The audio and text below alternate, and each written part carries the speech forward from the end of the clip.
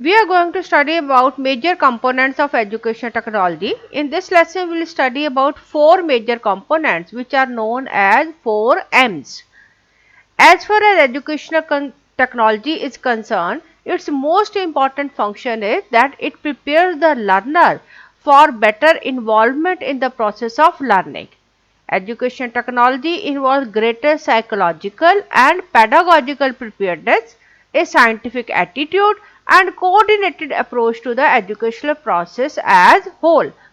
मतलब education technology में psychological processes हैं जिससे हम साइकोलॉजिकल वे में मनोवैज्ञानिक तरीके से और पेडागोजिकल तरीके से लर्नर को बेहतर तरीके से इन्वॉल्व करते हैं in the process of learning. और इसका और क्या कंपोनेंट है कि इसमें साइंटिफिक एटीट्यूड है, यानी it is based on scientific principles and uses scientific process and it is coordinated approach, यानी जो पूरा एजुकेशन का प्रोसेस है उसके सारे कंपोनेंट को इकट्ठा लेके चलने में हेल्प करती है। It aims at reaching a larger section of society by utilizing all possible means। तो ये एक अलग इसका इस्तेमाल है एजुकेशन टेक्नोलॉजी का कि ये हमें ज़्यादा लोगों को यानी ज़्यादा लर्नर को एक ही समय पे टीच करने के लिए या उनके बिहेवियर को मॉड्यूलेट करने में हेल्प करती है। ये लर्नर को साइकोलॉजिकल वे में मोटिवेट करती है, इंस्पायर करती है। Not only the learner but the teacher also feels motivated in the process of learning for making certain experiments and for making certain developments in education. Prime concern of education technology is to reach larger section of society and with the help of education technology हम एक समय पे ज़्यादा learner को learning के process में बेहतर तरीके से एंगेज कर पाते हैं। अगर हम इसके डिफरेंट कंपोनेंट्स की बात करें तो अलग अलग लोगों ने अलग अलग तरह से इसके कंपोनेंट्स को डिफाइन किया है, लेकिन सभी लर्नर्स, टीचर्स, एजुकेशनिस्ट, टेक्नोलॉजिस्ट सभी इस चीज़ को मानते हैं कि एजुकेशन टेक्नोलॉजी के 2 मेजर कंपोनेंट्स हैं, that is hardware and software. SP Rohila ने 2002 में अपनी बुक में एजुकेशन टेक्नोलॉजी के 3 कंपोनेंट्स डिफाइन किए हैं। They are methods, materials and media. और डी रैंडी गैरिसन ने इसके 4 कंपोनेंट्स बताए हैं। उन्होंने एक और कंपोनेंट बताया that is the man power. कई बुक्स में आप देखेंगे इसके 5 कंपोनेंट्स डिफाइन किए गए हैं। They are defined as hardware, software, methods and implementation, man power and management और एक और कंपोनेंट बताया गया है that is evaluation and innovation. तो ये सभी तरह के जो कंपोनेंट्स हैं बेसिकली हमें ये हेल्प करते हैं कि हम एजुकेशन टेक्नोलॉजी को किस तरह से डेवलप करें और किस तरह से यूटिलाइज करें in the process of education. तो आज के लेसन में हम पढ़ेंगे मेनली 4 कंपोनेंट्स जिनको 4 M's के नाम से जाना जाता है, that is method, material, media and man power. And we will also gain some knowledge about evaluation and innovation. Garrison ने 1989 में डिफाइन किया that technology will be viewed here as having both a process that is the software approach and product that is the hardware component। यानी जब हम education technology की बात करते हैं तो उसमें जो एजुकेशन के जो प्रोसेसेस हैं that is making the software part, और जो चीज़ें या जो प्रोडक्ट हम एजुकेशन की को प्रोवाइड करने के लिए या गेन करने के लिए यूज़ करते हैं, जो इक्विपमेंट्स हम यूज़ करते हैं that is the product part and which is called as the hardware component. तो ये जो प्रोसेस है it is the creative application of knowledge of purposeful activities, यानी जो भी नॉलेज है जो हमने पहले अपने एक्सपीरियंसेस से गेन करी है उसको अगर हम नई सिचुएशन में क्रिएटिवली यूज़ कर सकें अपनी प्रॉब्लम को सॉल्व करने के लिए जो एजुकेशन से रिलेटेड है, that will be called as the process approach और द सॉफ्टवेयर अप्रोच। और हार्डवेयर में a subset of hardware is media. Hardware में क्या है, उसका एक कंपोनेंट है मीडिया। मीडिया यानी those are the devices which are used to distribute the information. तो वो सारे devices, वो सारी तरीके जो हम यूज करते हैं ताकि हम इंफॉर्मेशन को ज़्यादा लोगों में ज़्यादा आसानी से डिस्ट्रीब्यूट कर सकें, that is making the media component. और अगर हम 4 M's ऑफ एजुकेशन टेक्नोलॉजी की बात करें तो इसको मेनली हम डिफाइन कर सकते हैं मटेरियल्स, जिसमें आ जाते हैं सभी तरह के इंस्ट्रक्शनल मटेरियल. इंस्ट्रक्शंस देने के लिए या इंफॉर्मेशन लेने के लिए जो मटेरियल हम एजुकेशन में यूज करते हैं, they are called as the instructional materials. Media means, media यानी जिसको हम टीचिंग एड्स भी कह लेते हैं. They are of 3 different types, audio, visual and audio visual. Methods यानी वो सब तरीके जिससे एजुकेशन में डिफरेंट प्रोसेसेस यूज किए जाते हैं, they are called as the devices and the designs. तो सारे जो एजुकेशनल डिवाइसेस हैं या जो एजुकेशनल डिजाइंस हैं, they are called as the method. And human factor में आ जाते हैं लर्नर, टीचर और वो सब लोग जो एजुकेशन टेक्नोलॉजी को बनाने में या डिस्ट्रीब्यूट करने में या प्लान करने में हमारी हेल्प करते हैं. सबसे पहले बात करते हैं मटेरियल्स की. Materials they comprise of instructional materials like programmed text books, manuals, guides, text, hand written या प्रिंटेड मटेरियल. ये जो मटेरियल जो हम एजुकेशन में यूज कर सकते हैं, ये हैंड रिटन भी हो सकता है और प्रिंटेड मटेरियल भी हो सकता है. और इसके साथ साथ प्रोग्राम टेक्स्ट बुक मतलब ऐसे टेक्सचुअल मटेरियल जो कि लर्नर की नीड्स को ध्यान में रख के बनाया जाता है, जिसको लर्नर अपनी स्पीड से, अपने इंटरेस्ट के अनुसार, अपनी ज़रूरत के अनुसार उसको यूटिलाइज कर सकता है. So they are called as the programmed text books. Similarly अगर हम एजुकेशन के फील्ड में या टेक्नोलॉजी के फील्ड में कोई इक्विपमेंट यूज करते हैं तो उसके मैनुअल्स हो सकते हैं या गाइड्स हो सकते हैं, with the help of which we can use the technology in a better way. All different kinds of text which may be handwritten or printed material, they will be included in the materials. दूसरा जो component है that is media.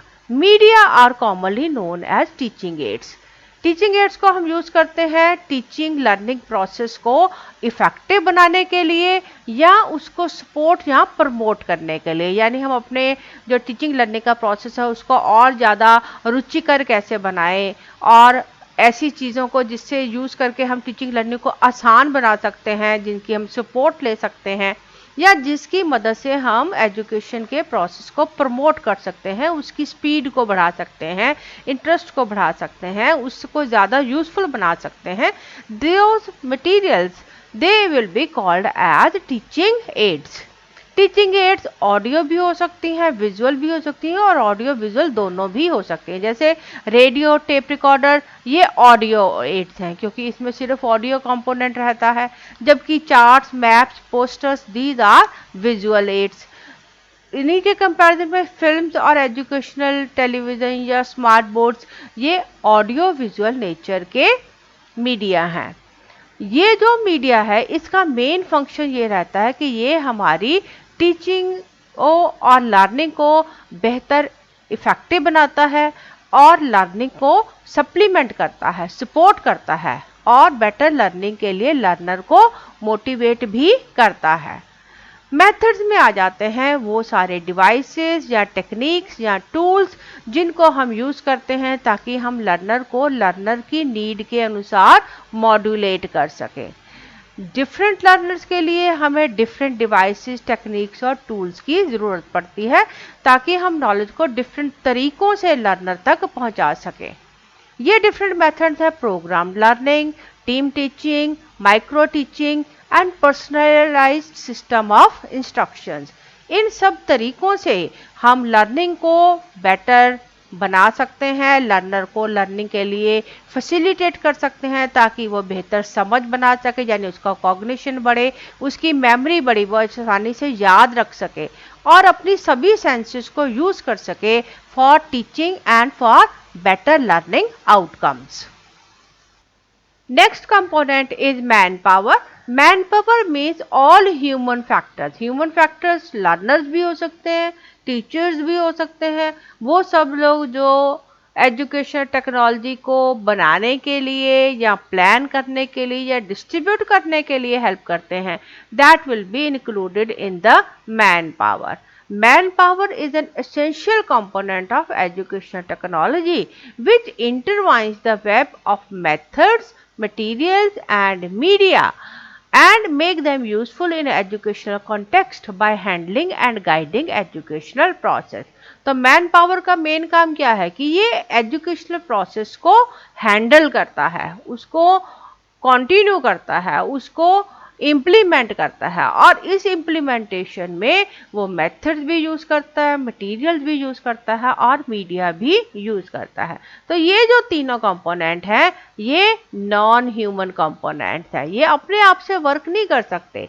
They work only when human beings put them to use for betterment of educational process. And by this we mean that manpower is the component which help in management and are important to prepare, impart and manage the whole of learning process. इसके साथ जो पांचवा component बताया गया है that is evaluation and continuous innovation. Evaluation मतलब मूल्यांकन करना, कॉन्टिन्यूस इनोवेशन मतलब लगातार बढ़ोतरी करना, बेहतरी करना, नए तरीके खोजना. Evaluation and continuous innovation address shortcomings and make incremental change in methodology as and when required. तो जब हम एजुकेशन टेक्नोलॉजी को यूज़ करते हैं तो यूजेज के समय अगर हमें कोई दिक्कत पेश आती है या हमें टेक्नोलॉजी में कोई कमी नज़र आती है तो उसका मूल्यांकन करना या इवैल्यूएशन करना ज़रूरी है और उसके बाद उस कमी को दूर करने के लिए there is need to improve. So because of evaluation and continuous innovation, education technology becomes better and better with every use. In broader concept, education technology is comprehensive technology associated with all aspects of educative process such as choice of methods, teaching strategies, selection of adequate relevant learning material, use of appropriate aids and guiding in operation or handling of various equipment to ensure better performance on part of learner. यानी education technology में हम क्या क्या करते हैं, हम सारे educative process के सारे एस्पेक्ट्स का ध्यान रखते हैं, मेथड्स चूज करते हैं, टीचिंग स्ट्रेटजीज बनाते हैं, बेटर लर्निंग मटेरियल को सिलेक्ट करते हैं, अच्छी और बढ़िया टीचिंग एड्स को यूज़ करते हैं और सारा जो एजुकेशनल प्रोसेस है उसको हैंडल यानी मैनेज करते हैं ताकि लर्नर की जो लर्निंग है या लर्नर का जो परफॉर्मेंस है वो ज़्यादा बेटर हो. तो एजुकेशन टेक्नोलॉजी का जो पूरा दारोमदार है या जो पूरा इम्पोर्टेंट वर्क है that is to make learning process more efficient and effective and it takes place by utilization of all major components of education technology and by integrating them in a efficient and effective manner by utilizing human factor. और इसमें समय समय पर evaluate करेंगे ताकि उसकी कमियों को दूर किया जा सके. अब इसी की वजह से एजुकेशन टेक्नोलॉजी समय के अनुसार बेहतर से बेहतरीन होती है, बेहतर होती है और उसकी कमियां दूर होती हैं. एनसीएफ ने 2006 में एजुकेशन टेक्नोलॉजी के कुछ की फ्रेजेस को डिफाइन किया. According to this education technology is appropriate technology, यानी ये वो टेक्नोलॉजी है जिसमें आप मैकेनिकल या मटेरियल टूल्स यूज़ करते हैं, चाहे वो कंप्यूटर हैं या कंप्यूटर प्रोग्राम्स हैं या कोई और स्ट्रेटजीज हैं जिसमें आप सही टेक्नोलॉजी का इस्तेमाल करें, then it will be called as educational technology. Appropriate technology का मतलब ये है कि वो टेक्नोलॉजी जो काम आप उस समय पे कर रहे हैं उसकी स्पेसिफिक एजुकेशनल ऑब्जेक्टिव्स को अचीव करने में हेल्प करें और इसके साथ साथ ऑर्गेनाइजेशन के जो भी अवेलेबल रिसोर्सेज हैं उनको आप यूटिलाइज करें and changing it where it is not working. और कोई ज़रूरी नहीं है कि कोई आप एक particular set of technological processes use करें, आपका वर्केबल सिस्टम कैसा है उसको समय समय पर चेक करें। चेक करने के साथ साथ जहाँ पर भी ज़रूरत आती है वहाँ पर उसमें तब्दीली लाई जा सकती है और तब्दीली लानी चाहिए। Media choice must be related to instructional design, और मीडिया ऐसा चूज करें जो कि आपके इंस्ट्रक्शनल डिज़ाइन के साथ मैच करे, as well as to what is available and eminently usable, और वो सब चीज़ें जो आपके इस्तेमाल में लाई जा सकती हैं, आपको अवेलेबल हैं, उन सभी को यूज में लाना चाहिए एज मीडिया। और एजुकेशन टेक्नोलॉजी के बारे में ये भी कहा गया है कि education technology aids qualitative value, यानी ये क्वालिटी को इम्प्रूव करती है। It is relevant and appropriate. तो ऐसी एजुकेशन टेक्नोलॉजी जो रेलेवेंट है, एप्रोप्रिएट है, डेफिनेटली वो एजुकेशन की क्वालिटी को इम्प्रूव करती है। It aids to the qualitative value. It includes non-material tools such as process and the ways of thinking. तो एजुकेशन टेक्नोलॉजी सिर्फ चीज़ों का इस्तेमाल नहीं है, सिर्फ टूल्स का इस्तेमाल नहीं है। It includes the non material tools to such as processes and way of thinking. तो एजुकेशन टेक्नोलॉजी एक बहुत ही कॉम्प्लेक्स कॉन्सेप्ट है जो कि कॉज एंड इफेक्ट रिलेशनशिप को डिफाइन करता है, जिससे इंटेलेक्चुअल ग्रोथ और टेक्नोलॉजिकल ग्रोथ के बीच में किस तरह का रिलेशनशिप है that becomes clear. Education technology is very versatile, आप इसको कई तरीके से इस्तेमाल में लाते हैं। And it comprises a cyclic procedure. Cyclic procedure इसलिए कि आप इसको यूज़ करते हैं, यूज़ करने के बाद आप इसको इवेल्युएट करते हैं और फिर इनोवेट करते हैं। Then the innovated product is used और innovative process is used, and the process is repeated again and again in a cyclic way. It is a store of equipment, इसमें कुछ materials भी हैं, कुछ tools भी हैं, and a multiple node liaison, यानी इसके बहुत सारे segments हैं जिसको इकट्ठे लेके चलने की ज़रूरत है, जिससे learner और facilitator जो कि instructions provide कर रहे हैं उनके बीच में बेटर कोऑर्डिनेशन डेवलप हो। So this makes it clear that technology is not merely process and tools, but it is to be understood systematically. And practitioners, they need to be very careful about the use of media, methods and materials. So all these 4 M's, they integrate with each other, and that makes the education technology even better.